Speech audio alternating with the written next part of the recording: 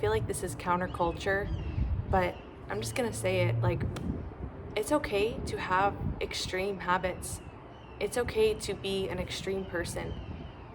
If you have an extreme and regimented diet and training and way of living, and you really take your health seriously, you don't have to stop doing that just because no one around you is doing that. Just because no one around you is taking it that seriously as you, doesn't mean that you shouldn't take it seriously. Doesn't mean that you shouldn't be extreme.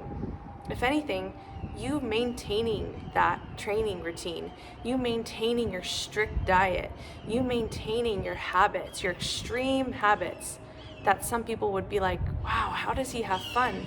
That can actually inspire a lot of people. Great people come from great habits. Great habits come from great lengths. And what I mean by that is that when we come across a great person, Jackie Robinson, Martin Luther King, Cristiano Ronaldo, all these great people in the world who've done big and great things, they're extreme. They're extreme people. They don't live like the typical average person. If they lived like the typical average person, they probably wouldn't be Michael Jordan. They wouldn't be LeBron James. They wouldn't be the people that we look up to. Great people come from great habits, and great habits come from great lengths. Again, I mean, it takes a lot of discipline and self-control and self-will and determination to stick with that, to stick with the extremity, even when that seems crazy to someone else, even when that seems so rigid to someone else. Maybe you don't eat sugar. Maybe you work out 2 times a day for 3 hours, okay? Maybe you have an extreme diet where you only eat meat and vegetables, or no vegetables and only meat. Like, whatever it is, I feel like it's okay to be extreme. It's okay to be seen being extreme. You don't have to lessen your habits and lessen yourself just because it makes other people question you.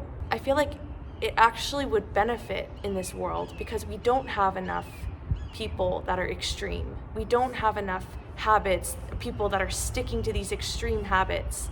Because when we stick to these things that better us, when we become a better human, we're gonna inspire the people around us. And we don't do that if we people please. If we people please because our habits and our way of life is too crazy or too extreme for someone else, and we feel like embarrassed, or we feel ashamed, or even we may even feel like we care what they think, you know, like, oh my God, they must think I'm so rigid, or oh, I must seem like I'm no fun. Like, take all that out. You are allowed to be extreme. You're allowed to be annoyingly habitual. You're allowed to have habits that would make most people be like, what the hell is she doing? What the hell is he doing? This life is not about pleasing people. It's about your purpose. It's about God's mission in your life. If you're an athlete and you want to be an athlete, you're gonna have to train way harder than the average person. You're gonna eat differently. You're gonna do things differently. You're gonna wake up at different times. Like, if you're in your purpose and it's calling for you to show up, you're not gonna have the typical lifestyle of someone who works a 9 to 5. You're gonna look really extreme to someone who's not doing what you're doing. And that doesn't mean they're wrong for living that way, but it doesn't mean you're wrong also. You're just as valid. You just have different ways of living. And so this is just a message I had in my heart. Like, frickin' be extreme. Be extreme with yourself. Be extreme with your habits. Build a life for you, okay? Not based on what other people would find cool or comfortable. Like, what works for you? I dance a lot. I train a lot. I strength train. I lift weights. I do a lot of exercises because I am being called to be a dancer, and I have to be in shape, okay? I'm treating dance like a sport. I have to have a good diet, okay? I can't eat a lot of crap. I can't stuff myself with gross stuff. I don't want processed food. I have to eat protein.